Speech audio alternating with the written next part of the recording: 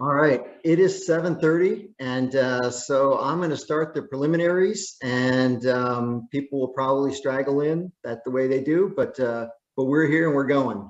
So I'll start with a good morning. I'm Mike Keese. I'm the Workforce Housing Coordinator here at Vital Communities, and I'd like to introduce Doreen Gillette.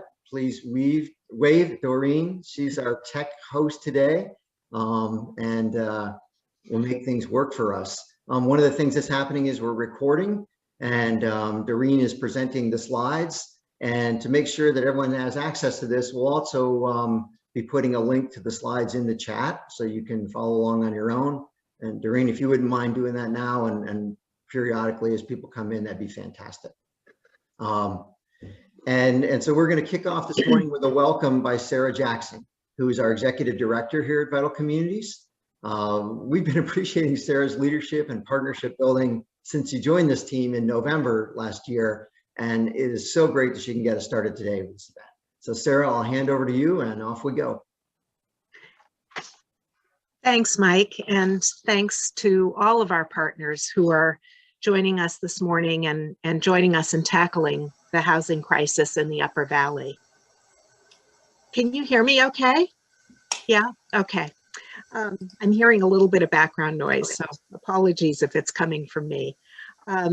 It's an honor to be here, and I'm delighted that so many diverse members of our community are committing time and energy to tackle this shared challenge. Vital Communities' mission is to engage Upper Valley people, communities, and organizations to create equitable solutions to our region's challenges. We've known for years that our current systems for the development of homes are not meeting our needs, and the COVID pandemic has made that chronic challenge an acute crisis. Today's breakfast will present multiple examples for businesses, nonprofits, towns, and residents of all ages and circumstances to lead and support the creation of the homes we need. The solutions you'll hear about this morning are as varied as the resources and needs of our communities, but they have two things in common. First, imagination and commitment to tackle this challenge. And second, confidence in our neighbors that we can and will meet this challenge together. Thank you again for being here. Back to you, Mike. Thank you, Sarah. Doreen, if you can pop up the agenda slide, I'll talk us through this morning's events. Great, thank you. As you can see, our agenda this morning starts with the big picture. The Keys to the Valley project takes a look at where we are today and the changes that we need to bring about over the next decade. It also shows us the roles that we can play in making those changes and some of the resources that can help us. So very much looking forward to hearing about that project. We're then going to take a look at 5 examples of change that are happening right now. These are solutions that we can expand and replicate in our region. Then it's your turn. We'll use the Q&A time to clarify and explore how we can implement the dozens of solutions that are laid out in Keys, including the examples that we highlight this morning. So we'll hold all the questions to the end. And if your questions arise during the presentation, please feel free to put them in the chat, and then we'll talk about them during the Q&A. We're going to wrap up the Q&A with a summary of next steps and how we'll be able to measure our shared progress. And then we're going to close out this morning by highlighting that we have the power to do this together. So you can follow along on the screen with the slides. Doreen's going to put a link to the chat a link to the slides in the chat, so you can also open up your own version at home. And I think if you're all ready, I suspect Kevin Geiger is. Kevin, you all set? Yes. Then away we go. Keys to the Valley. Okay. Good morning, everybody out there. Hope you've had your virtual muffin and your real coffee, or your decaf, whatever. My name is Kevin. I'm from the Two Rivers Ottaquechee Regional Commission. And with me this morning, which you'll hear in a minute, is Olivia from the Upper Valley Lake Sunapee Regional Planning Commission and Jason from the Mount Ascutney Regional Commission. We're going to talk very briefly about the Keys to the Valley project, which has been done, by us three commissions over the last 2 years. And this is just like a teaser. There is a full movie awaiting out there later for you. And if you want to go to the next slide, Mike. Oh, back one. Yeah, so I just want to note that we're very grateful to our whole series of advisors and our funders, without which we can't do this project. You know, this is a pretty heavy duty lift for the last couple of years. And so one more slide, Mike. Yep, this is just a map of the area we cover. So the 3 regional planning commissions cover 67 towns and cities, and this is the entire area for the Keys to the Valley project, roughly 163,000 people. And we set out to identify 3 problems. The first thing is what we usually do is, what's the housing needs out there? So what's the problem? The other parts that were unusual are what are the solutions out there, and then which solutions really fit our areas. And we'll have several examples today, but you can find many more at the Keys to the Valley website. Next one. This, I think, is the key takeaway. It's not a surprise, but it's something that we keep beating the drum on. And so this is our first key understanding, is that we're in a housing crisis and it's getting worse. It's not getting better. And before any of us can address any issue in our lives, you have to face it squarely and you have to acknowledge it. And we have many excellent people and programs in place around affordable housing in the region. And I want to stress that. And they have done a lot and saved a lot of heartache and housed a lot of people. And yet we still have to admit that we, the big we, not they, have done a dismal job of meeting the needs of our people in terms of affordable housing. And the big takeaway on that is 1/3 of our households, 23,000 households, are not affordably housed in the region right now. And to give you a sports analogy, if you miss the ball 1/3 of the time in baseball, you're actually a very good hitter. If you miss the ball 1/3 of the time in golf, you're a very bad golfer. And I want us to think that we're golfing here, folks. And only with that sense of how hard we need to improve our game will we come to the table with a resolve to make the changes that we need to be making. At the very high level, we need to triple the rate of construction of housing, roughly, out there. We need to almost by tenfold increase the rate of affordable housing. And by affordable housing, I don't just mean the standard HUD definition of affordability. I also mean what we call missing middle housing, or housing that is typically for the middle class. At the state level, we need to move tax policy to drive the behavior we want. At the local, we need to change zoning, invest in infrastructure like sewer and water, especially, and understand that a community houses all of its people or it does not succeed. And at the personal level, we just need to welcome the new neighbors across the street, the new house going up on the lot, that type of thing. Don't fear that, embrace that change. Next slide, not next slide, but yeah. These are, so we have 4 more key understandings. And this one is, it's not just a private problem. If a policeman can't find a home, it's a problem for the town. If a machinist can't find a home, it's a problem for their employer. So it's not just on the people out there. It's on, again, it's on all of us. Next one. Yep. Tough problem. Nobody else has solved this thing. We have looked and looked and looked. People have done a lot of work. They've solved a lot of bits, but nobody has solved this entirely. And so we have to acknowledge it's a serious issue. And I think one more. Yeah. New solutions are needed. Obviously, if you haven't fixed any problem, you need to do something differently than what you've been doing. So we're going to need to do some different things. And one more maybe. And, we have a beautiful place. And we want to respect that place while we're solving the problem. So we want urgency, but we want care while we're doing this. Next slide. And at the Keys site, you'll see that we've grouped our what we want people to do into these 6 action areas. Each of these has a little plus on the side. If you hit that plus, a paragraph comes up.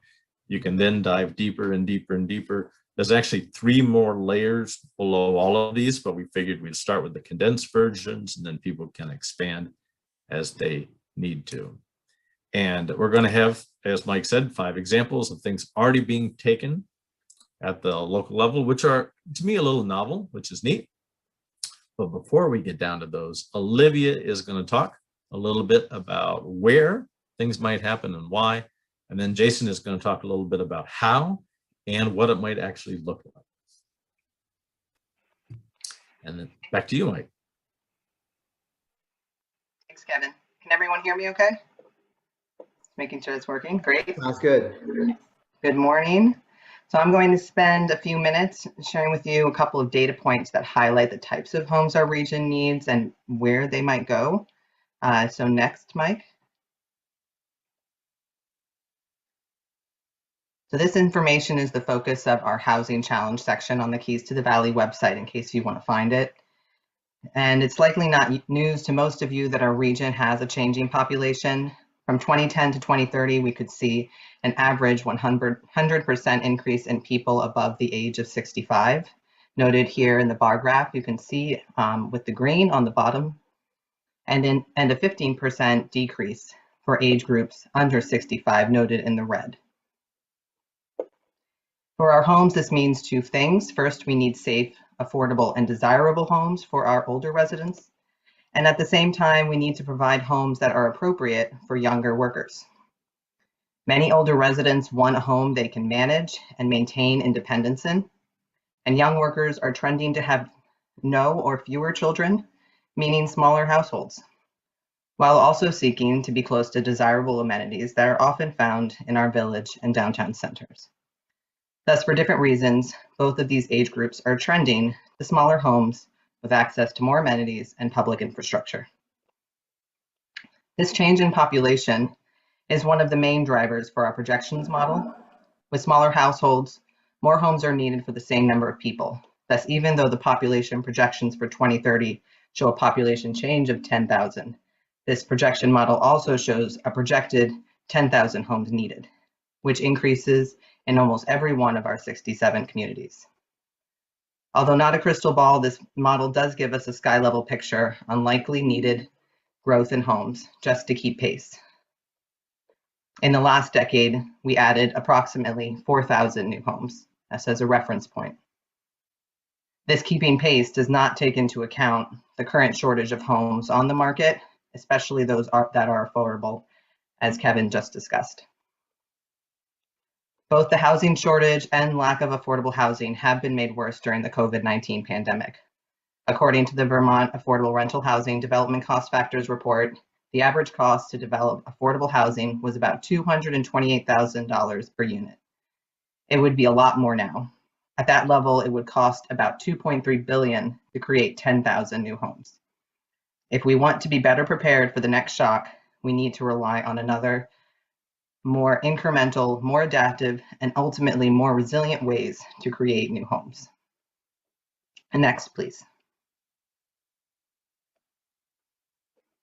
The quality of life provided by the homes we live in not only informed by their access to amenities, as just discussed, but also their safety. With a significant number of homes that are older, many of which contain lead and other hazard, the safety of our residents is not always assured by having a home. For example, in New Hampshire, Grafton, and Sullivan counties, 1 of every 20 children that's screened shows elevated blood levels. This damage is not reversible with lifelong impacts. On another side of the dice, transportation costs play a significant role in the affordability of our homes. It is suggested that a household pay no more than 45% combined for housing and transportation. And in our region, the average household pays 55% for these costs, 25% of which comes from transportation. Integrated planning with needed infrastructure, such as transportation, will then be essential to our success in the future. Next. At the same time, we need to think about those that are most vulnerable. Based on regional survey results for providers of emergency and homes with supportive services, we estimate that they currently serve, from those who responded, 86 individuals. Their wait lists average between 25 to 100 individuals, and their current planned increased capacity is for 10 beds. Next. Simply said, I think these numbers speak for themselves. It's not enough. Looking at the landscape and planning at the landscape level and thinking about those integrated connections that are appropriate for land, for health, for buildings, and for our natural resources, we did a places for homes analysis to look at where are the suitable places to live. This is the final result of that map, and you can see quite a number of other maps on our website with interactive mapping and see your local context. But there are suitable places in every community, and every community has a role to play in moving this ball forward. Next. So just in summary, before I pass it off to Jason, the homes we need: emergency housing, affordable homes, homes with supportive services, homes with access to internet, to public transit that are walkable, homes that are accessible, smaller homes. And is this a challenge or an opportunity? I'm going to let Jason say more about which one that is.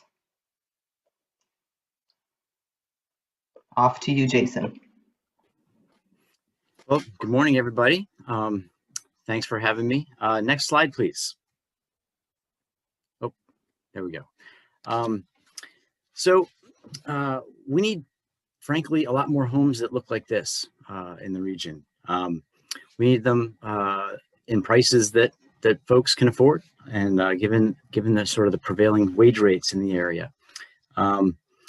Our housing providers like Twin Pines, Wyndham, and Windsor Housing Trust, they do great work. We need them to continue doing that great work, but it's just simply not enough.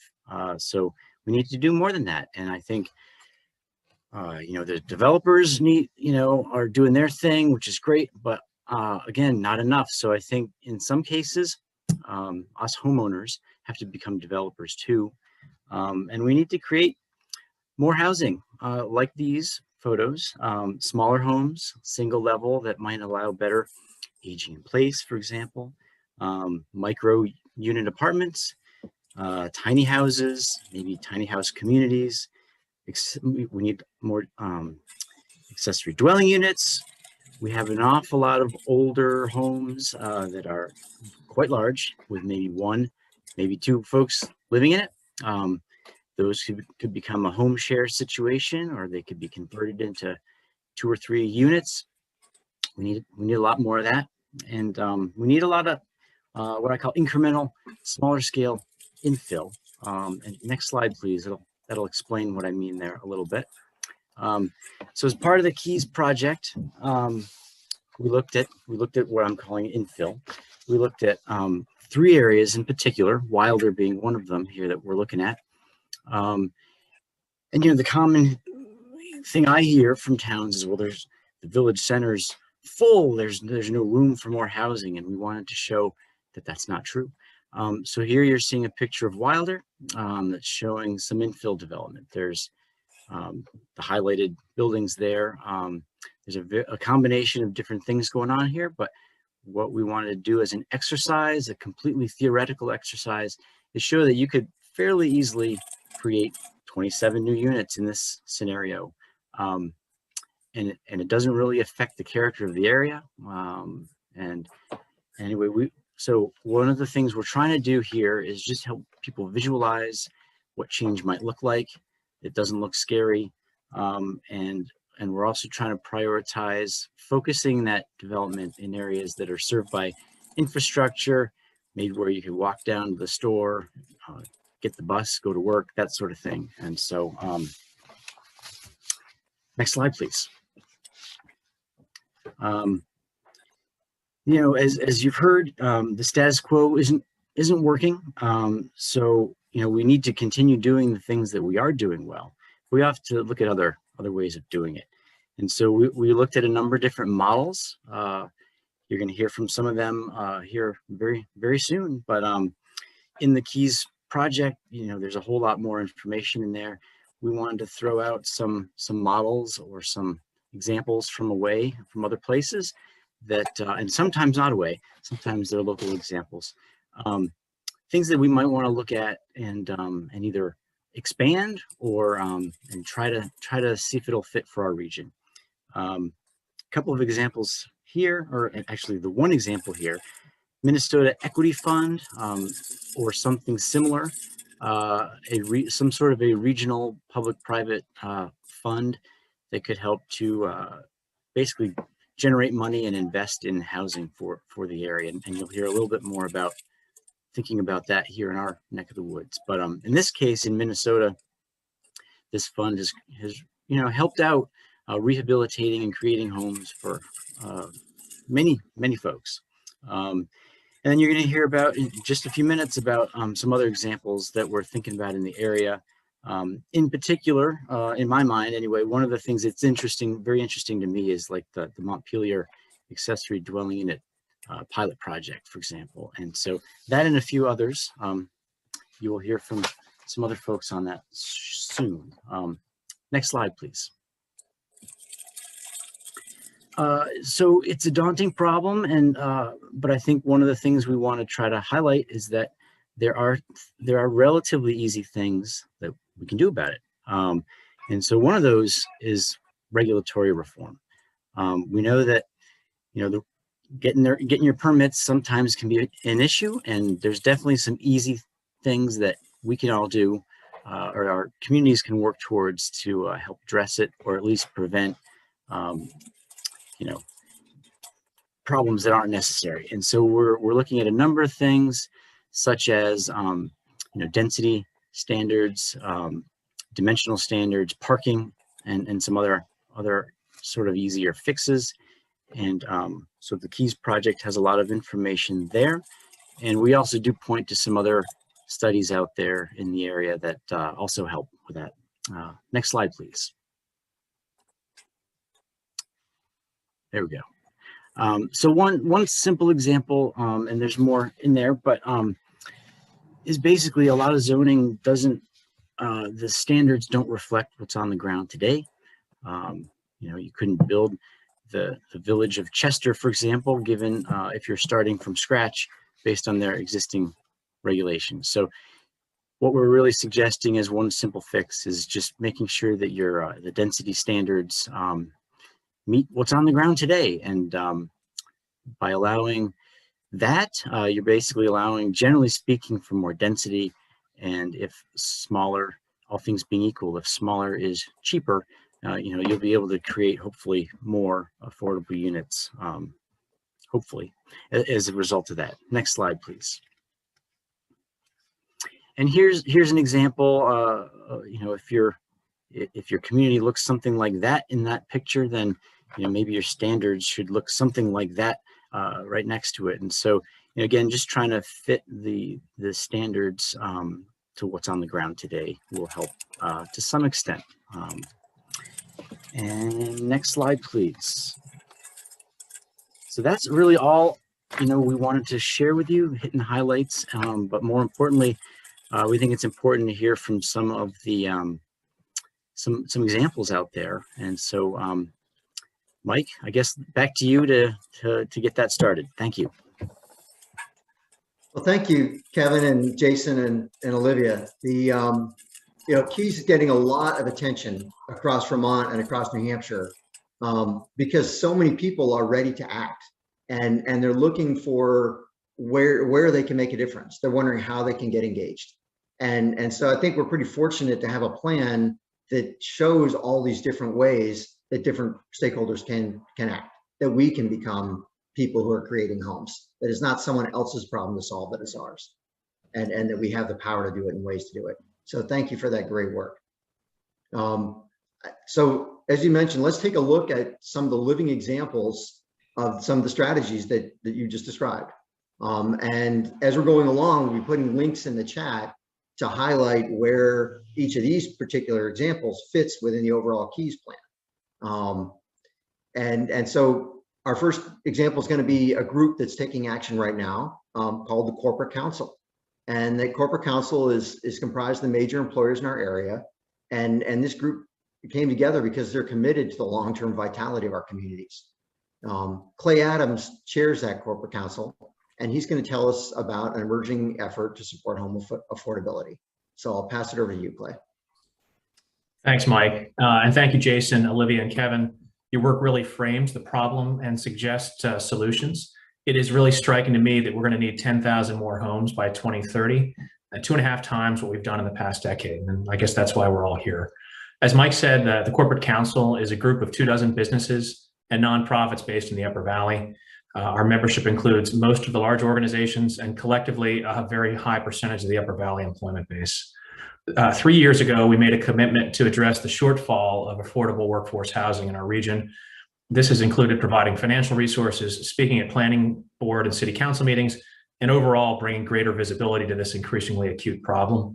As part of this, earlier this year, we retained EverNorth to conduct a feasibility study to explore the possibility of creating a fund dedicated to developing housing that supports our current and future employees, focusing on those who make between $16 and $25 per hour, or the equivalent of 60 to 80% of the region's average median income. While the concept of the fund is still very much on the drawing board, we want to share this as an example of how some area employers are thinking about the problem of workforce housing. It's now my pleasure to introduce Nancy Owens, the president of EverNorth. She'll take a few minutes to describe EverNorth and the work they're doing on the Corporate Council's behalf. Thank you. All right, thanks so much for that introduction, Clay. And EverNorth is a community development organization, and we're working across northern New England. And we were just created last summer, so you may not recognize our name, but we were created through the merger of two longstanding organizations that you may be familiar with, Housing Vermont, based in Burlington, and Northern New England Housing Investment Fund out of Portland, Maine. And together, we've raised over $1 billion from local and regional banks and invested those funds to create over 13,000 affordable housing units in Maine, New Hampshire, and Vermont. And we also finance growing businesses in low-income areas to support new jobs. So in addition to financing projects, we are also a real estate developer and have developed over 6,000 apartments in Vermont. And in this region, the Upper Valley, we regularly work with Twin Pines Housing Trust, and we're also currently financing the new apartments at Heater Landing that the Lebanon Housing Authority is starting construction soon on. And so we really, we love this work, and we love working with communities to help them to address the need for capital, housing, and jobs. And that's why we were excited to accept the challenge that the Corporate Council put before us and ask this question of what can employers do to invest their own resources, time, and money to foster the development of workforce housing in the region. As Clay said, we're working on a feasibility study. We set up a process to gather some information about the needs and opportunities for new housing, and certainly all the work of the Keys to the Valley have been really informative. And then we evaluated various lending and investing strategies with the steering committee to understand their goals, and also gathered information talking to dozens of people around the region, including employers, developers, municipal officials from both New Hampshire and Vermont, real estate professionals, and the planning community. And so the idea that we are working on is to raise capital that developers can use to finance mixed income rental housing. And this patient equity-like capital or loan capital be available in exchange for setting below market rents for some of the apartments in their properties.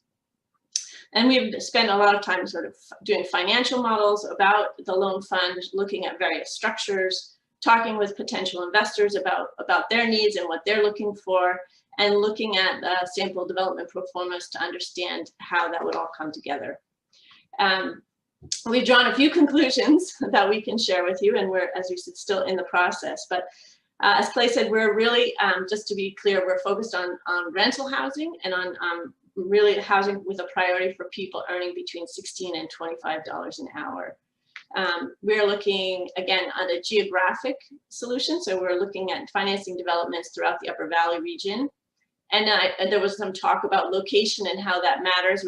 We are interested in a location that's accessible to services, jobs, internet, water, and sewer infrastructure. But we need to weigh the cost and benefits of developing in those very core towns that are where land is a little bit more expensive, but the amenities and the jobs are very close, versus working in the towns where folks are outside of the immediate employment center and are still within a reasonable commuting distance. But we're looking at those options. We're looking to finance both new construction, so adding those new units that we've been talking about, but also interested in the acquisition of existing rental housing where we're able to preserve affordability and really prevent rent escalation, because that's also occurring. We think that right now is a terrific time to be doing this work and making investments, that there's a great opportunity to leverage a lot of new federal programs and resources that are coming in to our states and in terms of recovery programs and funds, and that leveraging these local resources with even existing programs like the various tax credit programs that are available in both states and through the federal government are also is a strategy we want to explore. Also just want to say, like, this is not going to work for every developer or every transaction. This new funding source, it needs to be, we need to work early with the developers to structure the loan capital for them in a way that works for them and helps them achieve their goals, and also works for the investor and helps them achieve the goals of affordability. So it's going to be really important to work with developers at the earliest stages of their financing so we can work together to structure the transaction and meet all of our goals and get that affordability impact that we're really looking for. So our next steps, we're actively wanting to speak to developers and towns and landowners and others who can help us to create that pipeline of opportunities and have those conversations. And also we'll be engaging with the employers and talking more about what does that investment look like and looking for commitments. So that's where we're headed. Thanks. Wow, thanks, Nancy, and thank you, Clay. It's pretty exciting that people are looking at, our employers looking, how can we be directly invested, partner with our local developers. It's ways we can do things together that enable things that wouldn't have happened otherwise. And it's reasonable, we're hearing about those kind of partnerships. We ask what might towns do? And so Matt Osborne from Hartford's here to tell us about a zoning change that they're working on and why they're doing that.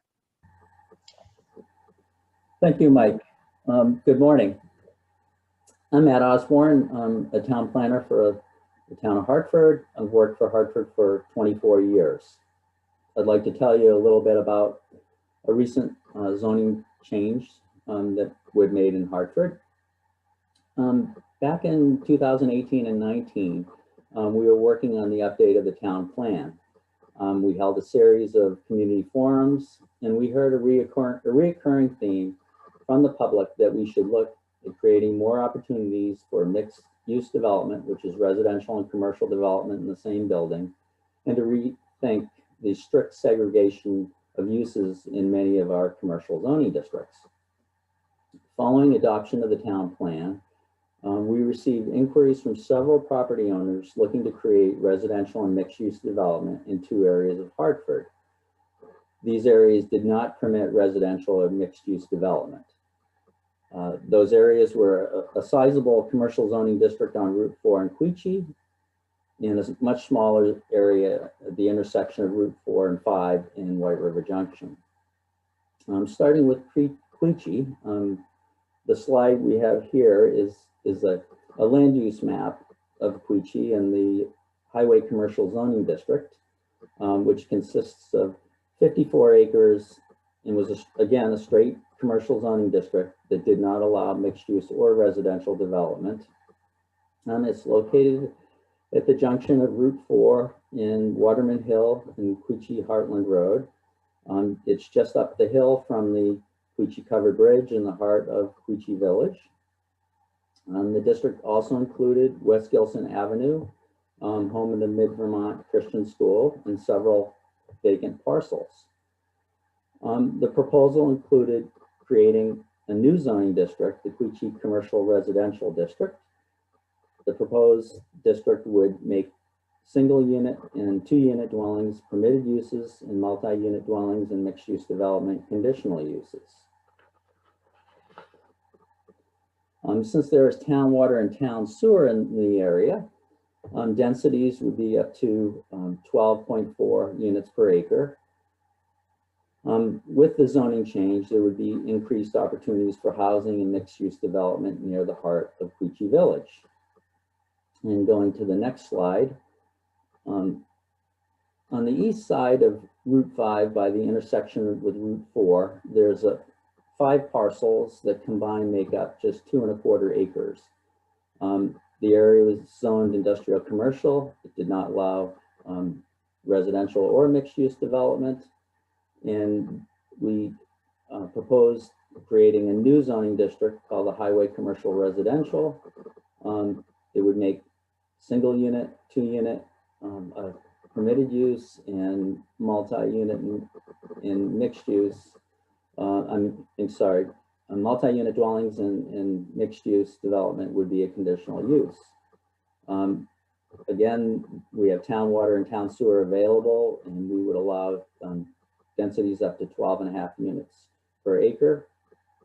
Again, with the zoning change, it would create more opportunities for housing. Our process, last year, over a period of several months, staff had discussions with property owners who were interested in either mixed use or residential development. Staff met frequently amongst ourselves and developed recommendations for the changes. Once we agreed on the details, we scheduled workshops with the Planning Commission last fall. The Planning Commission supported the changes, and the next step was to present the proposed changes to the public.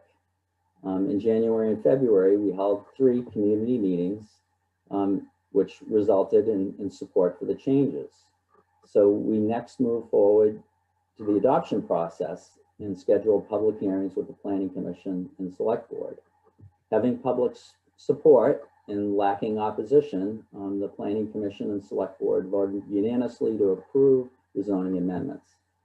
The changes became effective in April, and they provide opportunities for housing that were not previously available. And we're hopeful that these changes will result in more housing in Hartford in the coming years.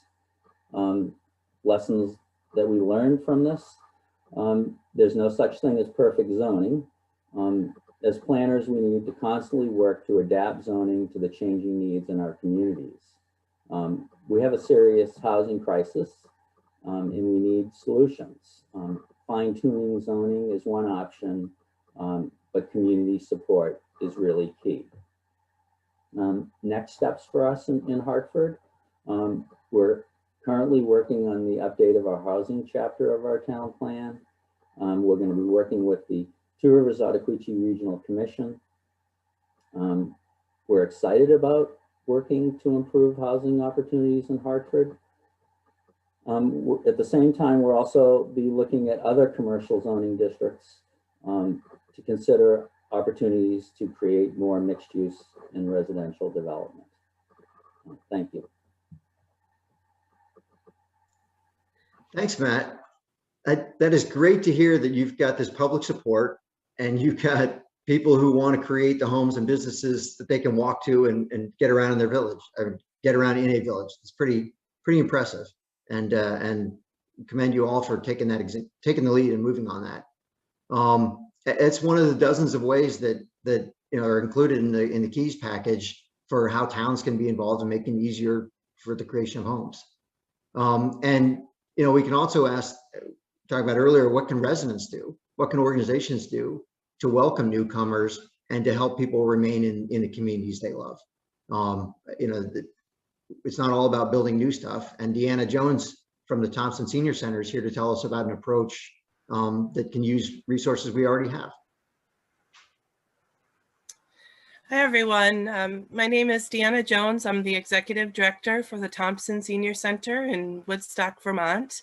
And excuse me, I've come down with this bad summer cold, and I'll try to make myself squeak through this for you.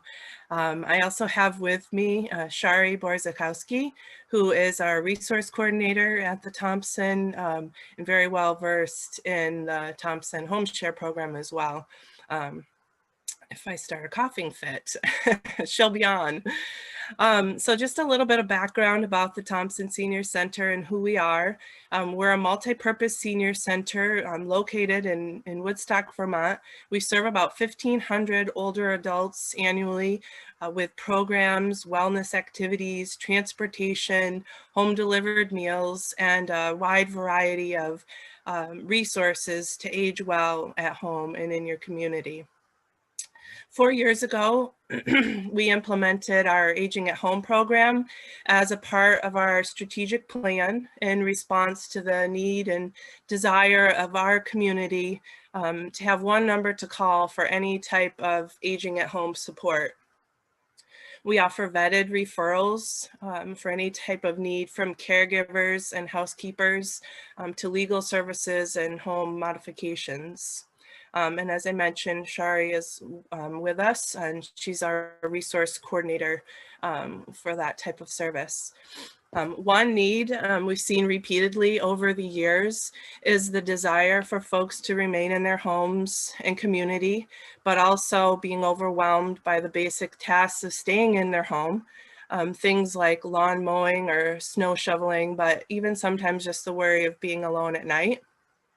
And we often hear the desire to stay in one's own community, but without the ability to downsize or move to a more manageable property within their community. And this is what led us to talk about home share, along with many community efforts related to housing in our area. We feel that home share addresses two key issues affecting our community. Affordable housing, of course, and the large number of community residents living alone in houses that may be difficult for them to afford and maintain, and or the desire for some assistance or companionship in their home. The next slide, please. So using the proven model developed by Home Share Vermont, our goal is to offer a shared housing program that matches homeowners in the community with community members seeking housing. The matching process emphasizes mutual safety and compatibility of the homeowner and home sharer. We've implemented a clear set of procedures, including background checks, applicant interviews, and reference checks, and are using forms adapted from the Home Share Vermont model to ensure that homeowners and home sharers in the program are secure and compatible in their matching. I think it's also important to point out that we don't in any way see this as a live-in caregiver type of situation, which is something that comes up often. It's not a around-the-clock caregiver type of role in any way, and we do make that clear to those who are interested. So the timing of this, where we're at, well, we were ready to kick this off last March. COVID delayed our start, and we've now restarted with sort of a soft pilot. We're not yet recruiting broadly. We seem to have more interest, obviously, from people looking for a place than those who are ready to share their home. But we are following up with all of those who have expressed interest over the past year and a half or so, and we're reaching out to participants who might be home sharing candidates. We're including information in our newsletter about this resource, and ready to start making those matches as the right people come along. So that's where we're at in our project, and we'd welcome any questions to either Shari or I after this presentation. And thank you for including us in this important discussion. Thanks, Deanna. And thanks for powering through a summer cold. Yeah. I hope you feel better soon. Cup of tea might help.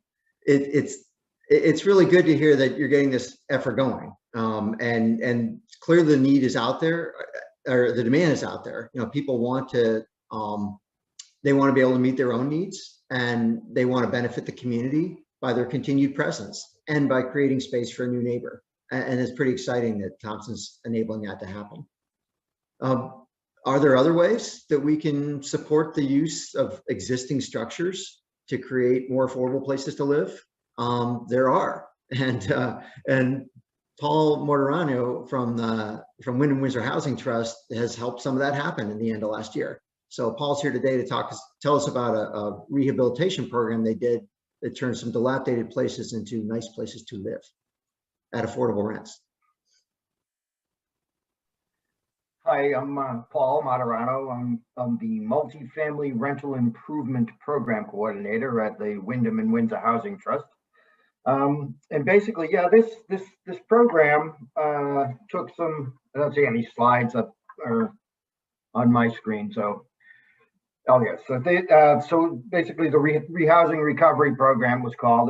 It seems to be like a kind of a coalition of a lot of things that have been spoken about today, of public funding, which came down through the CARES Act stimulus package into the state. You know, it made its way through HUD and the ACCD, and then the Department of Housing and Community Development sort of wrote this grant which provided up to $30,000 per unit to bring vacant rental units in Vermont up to code. And some of the things that were, were already mentioned is, housing shortages and we have some of the oldest housing in the country, actually. So not only do we have a shortage, but the housing that we have, a lot of it has what we would, refer to as deferred maintenance. And so, this really helped. I noticed it says that 70 units about 70 units in the Wyndham and Windsor counties are in the pipeline around, and so the 2020 money is still available. We got an extension so that people could commit to completing these projects. So hopefully, by the end of it all, we'll have more than 70 units created in the two counties. And just to show one example, if you guys would hit the next slide. So this is one of the examples, and as we were showing in houses in communities, and there is a number of challenges, and one of them is that a house is basically kind of a little, let me wax poetic here for a bit, but it's a member of the community as well, And this particular project is right on Route 44, which cuts right through Windsor, and it goes up to West Windsor and into Ascutney, and then down into the town of Windsor. So, and the hospital is close by, and but it's also has a lot of great amenities around it. It's close to schools, close to recreation areas, hiking trails are there, and so there. But it was really kind of a blight to the neighborhood looking the way it is. And so being a member of the community, if you show the next slide, there was some, the property owner here, who was a private property owner, just rehabbed. We provided a $30,000 grant. I believe he spent per unit well over $70,000 per unit. So, so the money coming from the federal government, we provided it to the private owners, and the private owners have also, really pitched in to help this project along. And the key is that they had to rent to folks from the continuum of care. I don't know if everybody's familiar with that, but that's basically the main objective was to try to house individuals who are currently residing in the motels. They have nowhere, the state-funded motel program, which operates mainly in the winter. This is one of the tricks to that one. But so here's some of the work in progress. Next slide, so you can see there's a worker in the corner there. He all new systems in this, all new insulation. So there's energy efficiency here. The systems are brand new.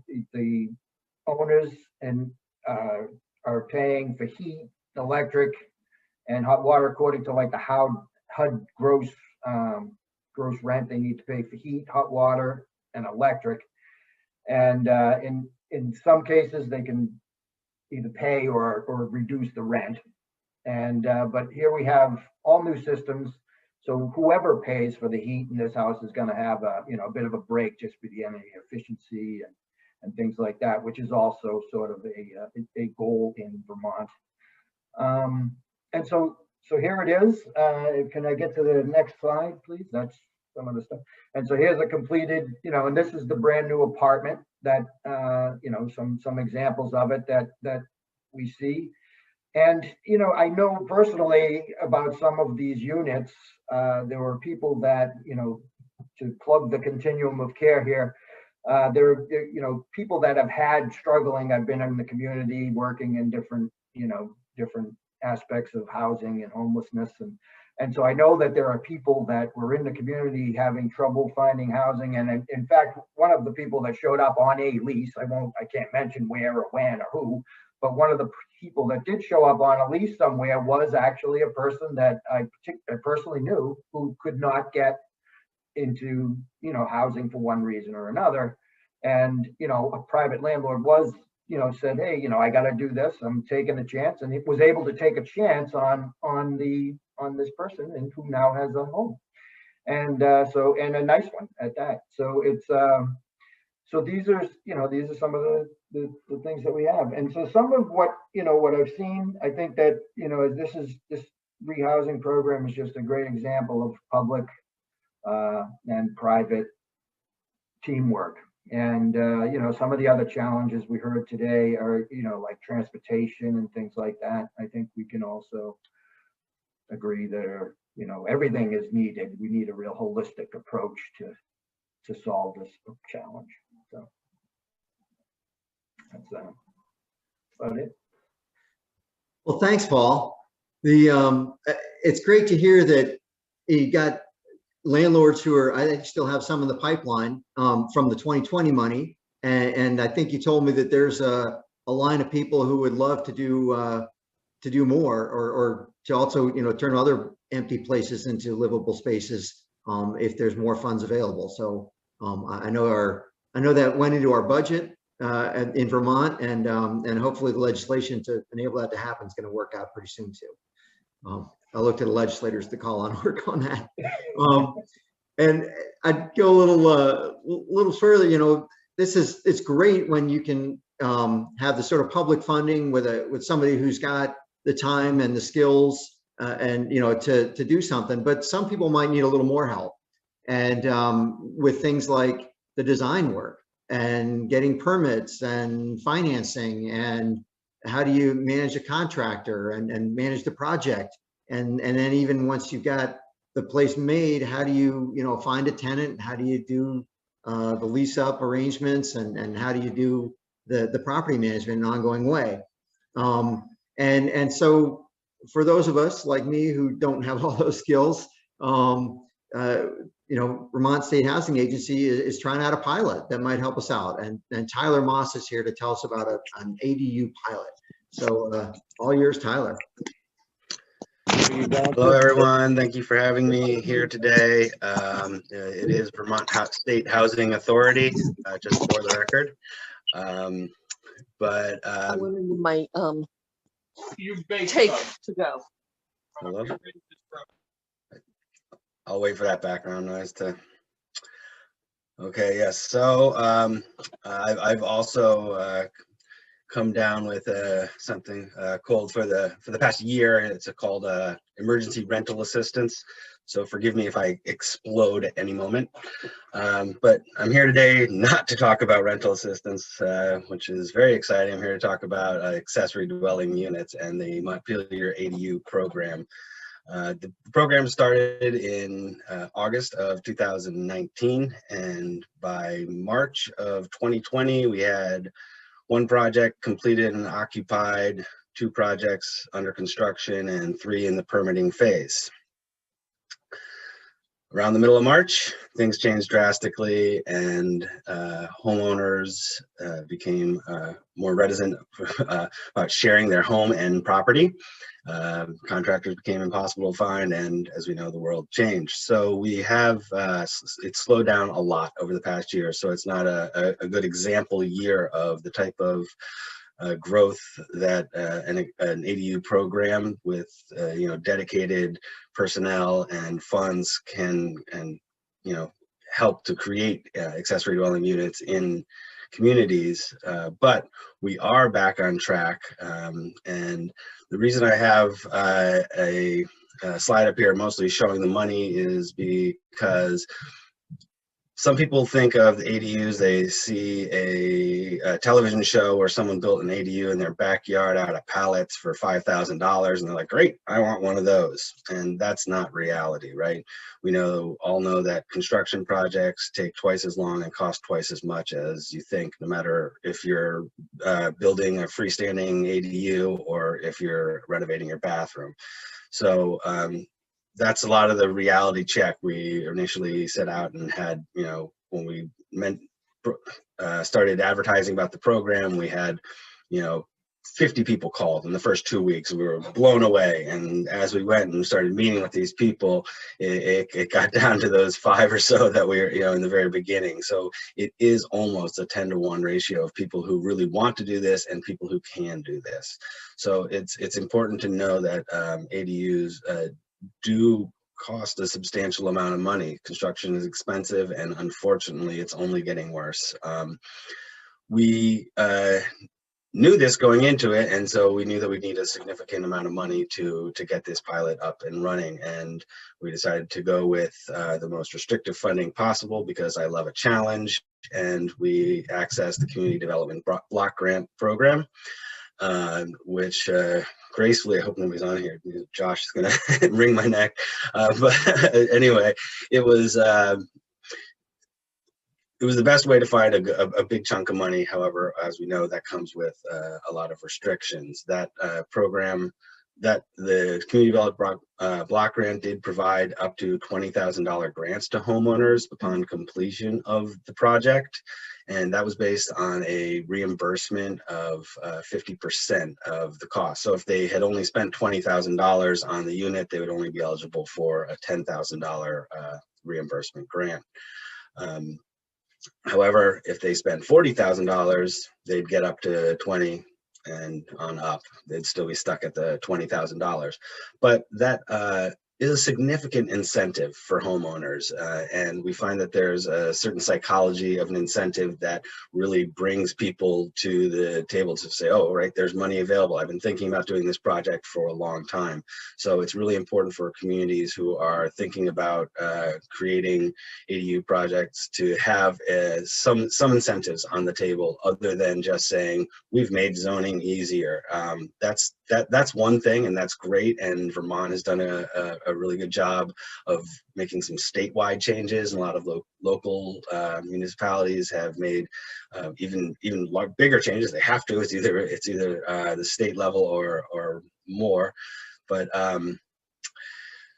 having some incentives available was important. We also found that people needing money up front was important. So the Vermont State Housing Authority put their skin in the game, and we started the ADU Enable Loan Program that has a $100,000 budget and provides a loan of up to $10,000 at the onset of the program. And that's a 0% interest loan that has a 5-year term. So people are able to pay that off. It's $166 a month for 5 years and change in the last month. So that was a big incentive for people to get that little bit of money to get going. And also having myself and we had one admin helping out for people getting ready to plan for these projects was very important, because people have a lot of questions. They don't understand all the zoning requirements, and and each town is different. So it's something that is it doesn't necessarily transfer from town to town. We started this. started out working with the Brattleboro Area Affordable Housing in their apartments and homes program.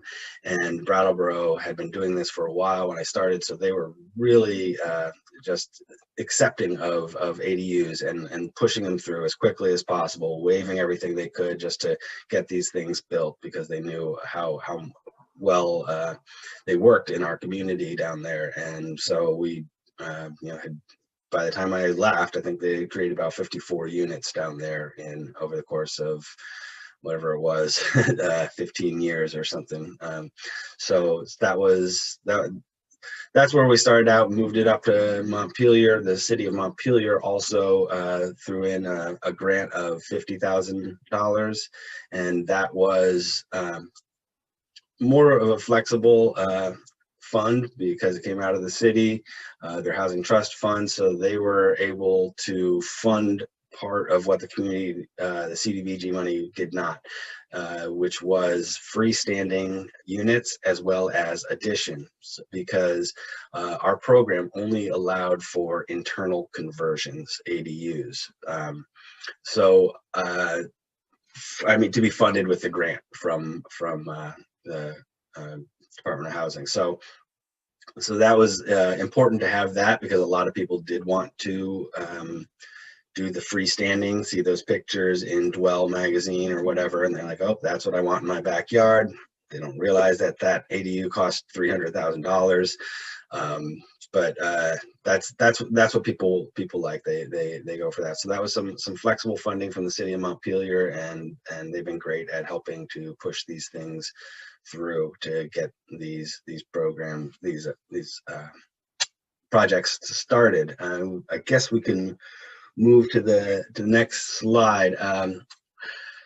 This is well, it's 1.5 projects in my slides, but as you can see here in the lower left-hand corner, starting in the wrong place as usual, this was a home in Montpelier. Homeowner had been there for a while and had thought to build an ADU to supplement the income as in retirement was coming. So we started the project, and this one again we had to tap into that Montpelier money because it was a change of footprint.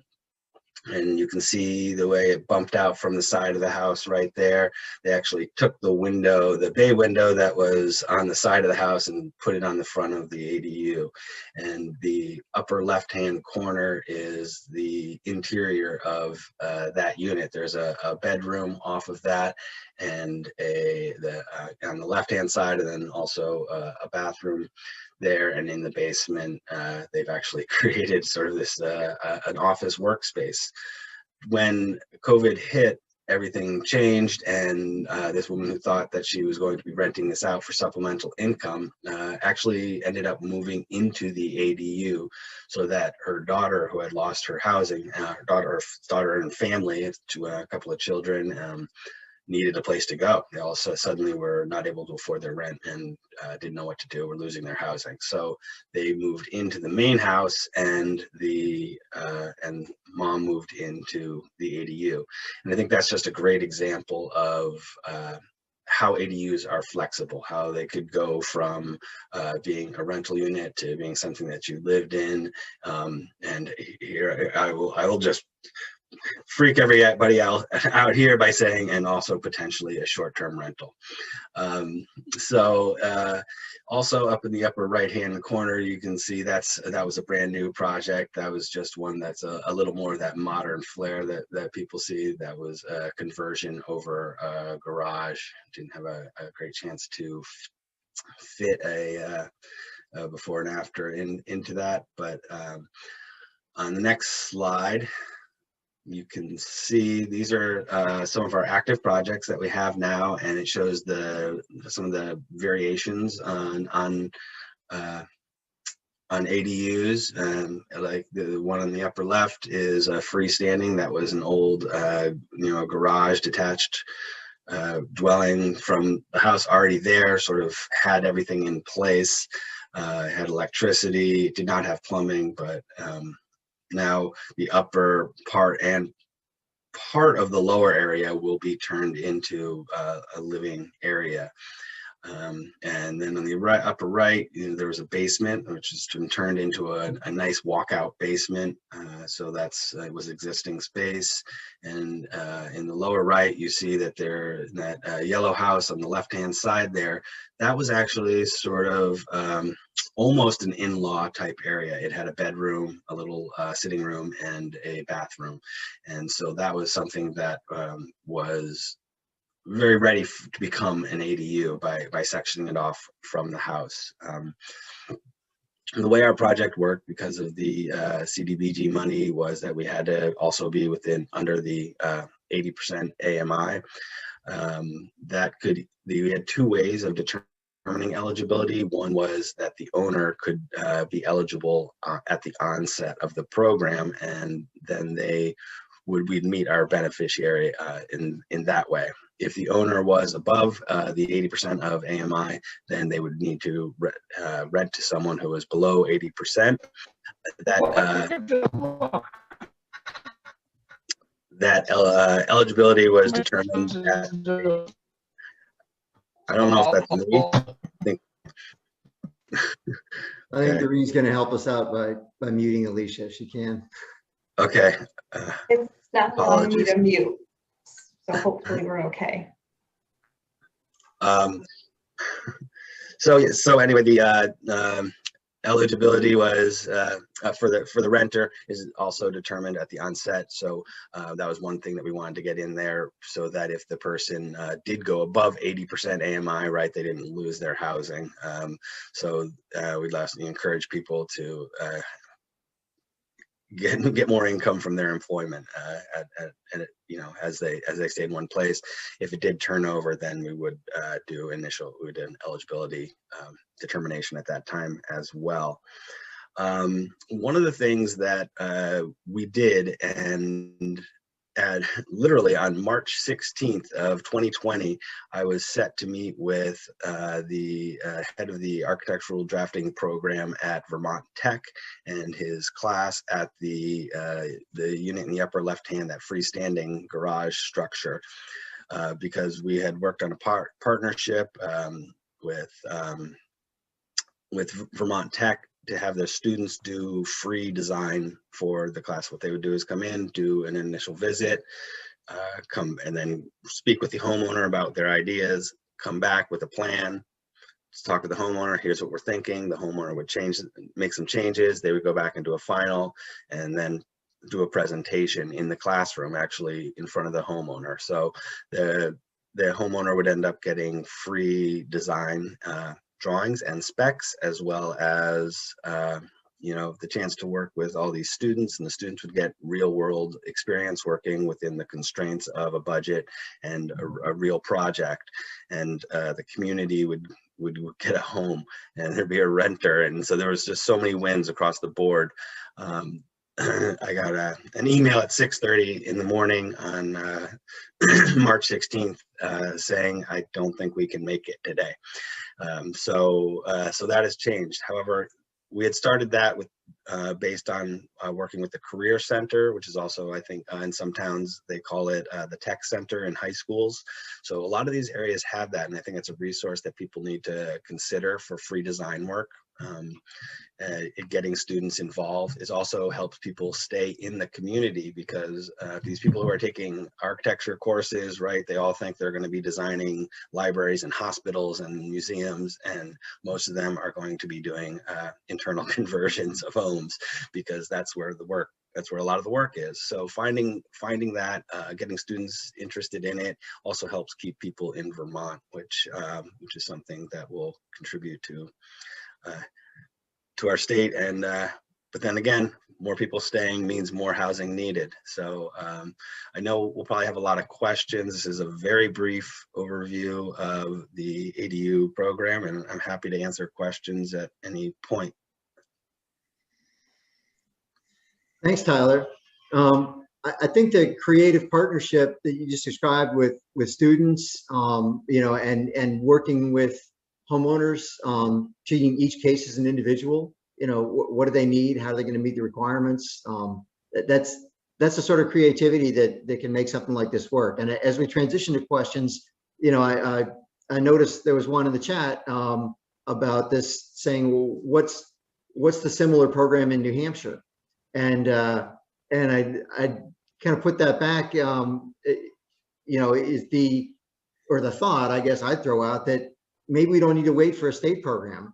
We've already talked on this call about local investment. We've talked about the partnerships we have locally in communities. What can towns do? Where's their property? Where are their homes? Where are their interested landlords? Property owners. So maybe we can meet a lot of the requirements by being creative ourselves. And I appreciate all these examples. So we had a pretty active chat, we'll call it chat storm, but chat interaction happening.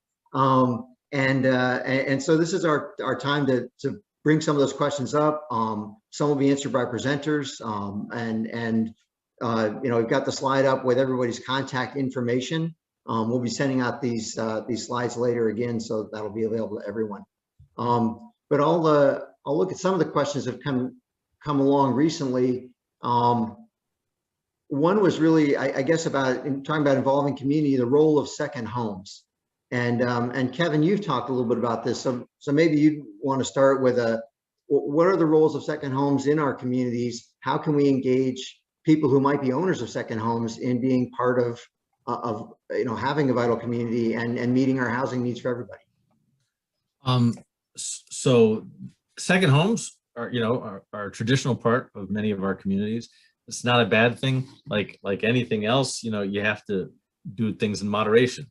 And so conversion of existing primary units to second homes has issues in terms that it takes out housing stock, especially if it's being converted as just as a short-term rental, because then its valuation goes up, which drives up neighbors' property values as well. And it's not necessarily contributing to the local economy. It's maybe just be kind of withdrawing cash from the local economy. And so those things are important to figure out. There are taxation ways we think that people can deal with that that kind of discourage conversion or tax things at higher rates. If you're going to treat it like a hotel, well, maybe we should tax it like a hotel. But there's also stuff where a bunch of those units could have ADUs in them, where somebody's living there all the time, and maybe that helps out. You're a landowner from away, and you'd like somebody to be watching your place a little bit.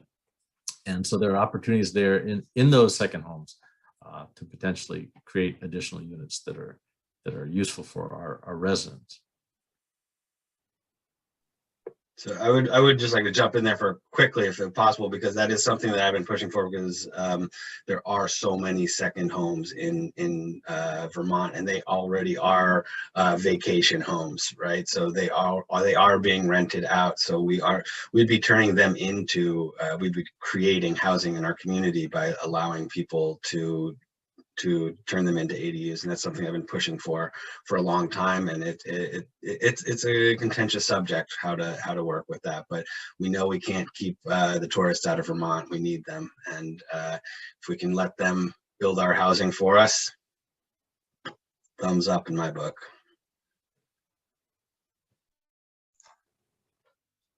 Thanks, Tyler, and thanks, Kevin.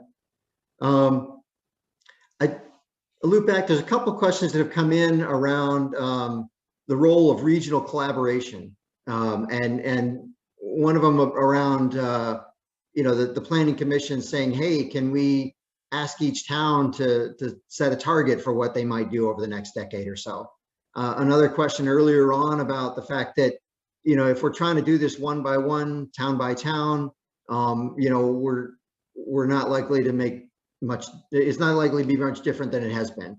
So how can we collaborate and have this sort of collective bargaining power that does enable us to empower workforce to negotiate, for supplies, to actually have a kind of shared plan. And so Jason, Olivia, Kevin, I'll maybe start with you again as you represent the planning commissions. Where can we go with the Keys to the Valley that does help us work regionally, and therefore, meet this as a regional challenge rather than struggling on our own? Sure. And I can't see everybody out there, so Jason and Olivia jump on. too.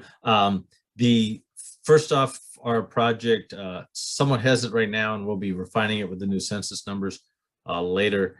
But there is the idea that each town has a target number of affordable units, and we can kind of suss that out of the data out there. However, in small towns, it's a very small number. In bigger towns, it's a bigger number. We also believe that you can't shift really your housing responsibility. You can't kind of go, well, we're an expensive town, so people shouldn't live here. They should all go live in the cheap town and come work in our town. Well, because that's morally reprehensible, right? So let's not do that. However, there are lots of places where there are areas right on the edge of towns where, we may need a sewer line to cross a town over, or maybe the town's going to plow over into this weird little road that's in another town. And so there's lots of places where towns should be talking, and towns should be talking to each other all the time anyways. But I don't know if Olivia and Jason have more stuff out there. Before Olivia and Jason jump in, Allison's got her hand up, and lots of people pointed that out to me. Thank you for helping. It's hard to see us all, each of us. So Allison, if you'd like to go ahead on this issue too, and we'll get Jason and Olivia to partner with you. Well, thanks. This has been terrific. Thank you all. It's so great to see so many faces I've come to respect and admire, and this many great minds being brought to bear on this crisis. It can't be a crisis for too long if all of you are addressing it.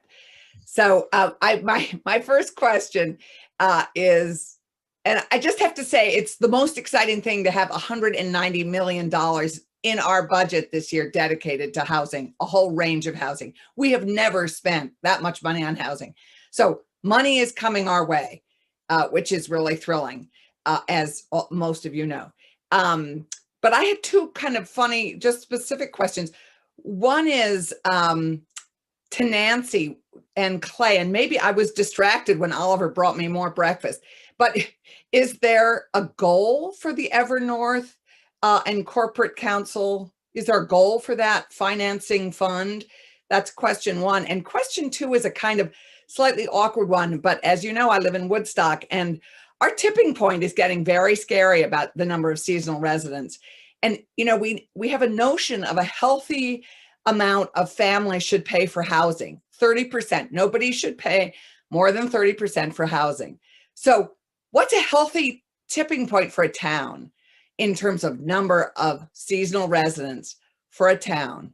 I put that out there because I think it's actually something we need to address, because our towns are being gutted by two challenges, particularly the gold towns: seasonal residents and short-term rentals.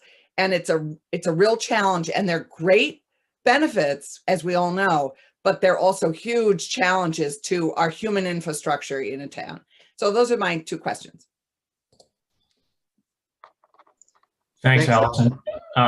Nancy, do you want to tackle that first one about the goal? I mean, it's more units, but it's kind of a depends, which is often often what happens. Yeah, as we, we would like to, we want to do as much as we can. We think we can start with a goal of creating somewhere between 150 and 300 of units of affordable housing. And those would be, that may actually be talking about 500 or 600 total units of housing, but we're talking about mixed income housing. So it's hard to answer the exact goal as a number of units. The investments to support acquiring and preserving a home versus constructing a new one is going to take a different amount of money to do those two different things. I think one of our goals is, can we raise say $10 million locally from local investments that we can then leverage and use towards creating those new housing units. So it's both how much can we raise locally, where do we direct it, and how quickly we can deploy it. But so we think that's a big impact. Allison, when I looked at when you look at how many affordable homes are in the community now, homes that are in rentals that are serving the workforce that have rent restrictions. I think there are about 500 or so in the region. And so if you think about if we could create 200, 300 more, that's quite a big lift. Though I know on the number side, we're talking about, I don't know how many thousands and thousands of units are needed. But several folks have talked about this incremental approach, right? The ADU, the shared housing. We've just got to keep increasing the number.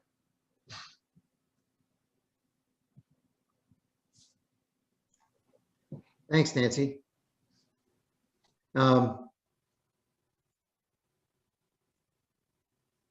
Any weigh in on the on your second question, Allison, or Allison's second question about other ways to engage the community in and second home ownership?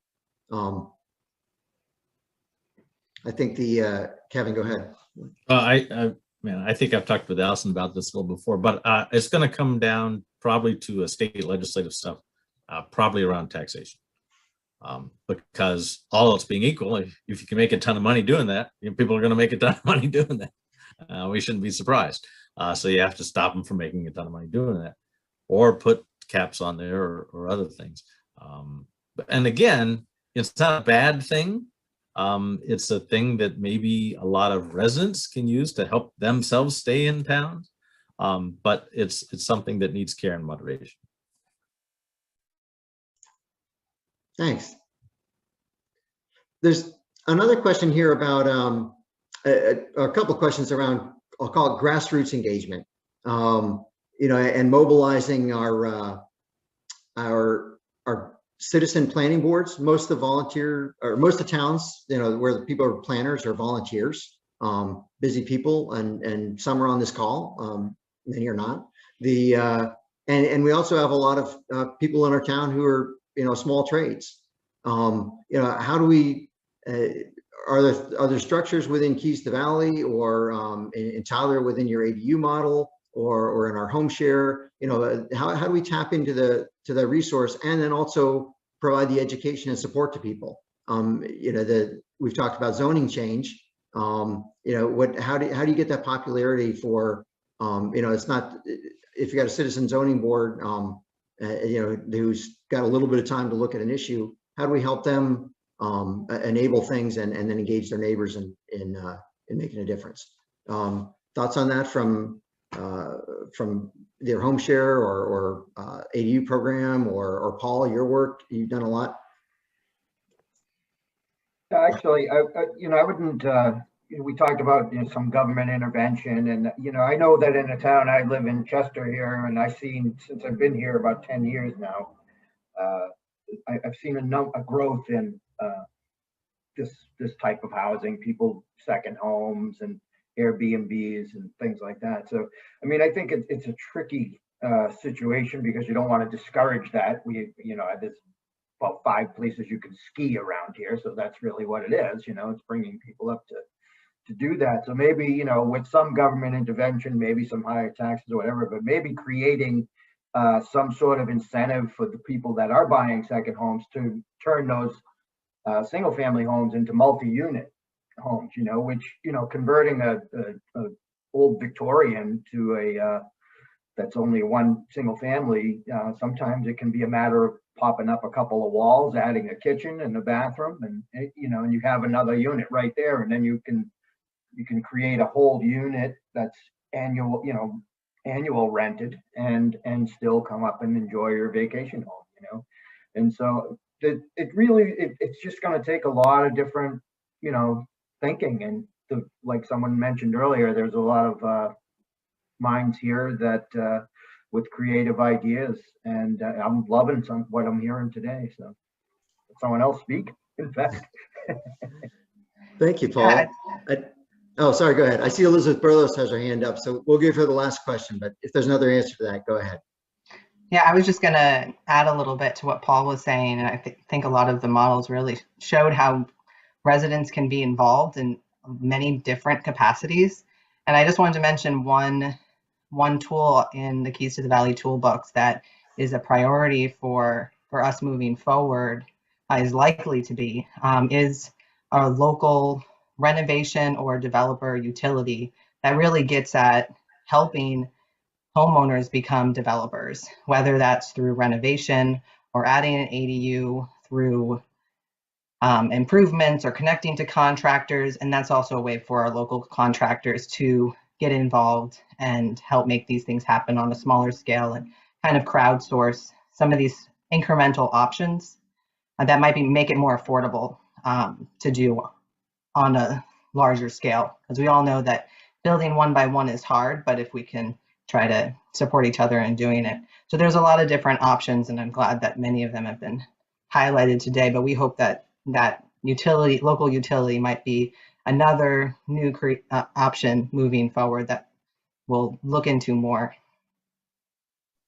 Yeah, just to piggyback on that, the Brattleboro area affordable housing. So having a small, local board, dedicated people who are there to help people makes a huge difference. Part of our exit strategy from the Montpelier pilot program, as we look to expand, is the creation of the Montpelier Sustainable Montpelier Coalition.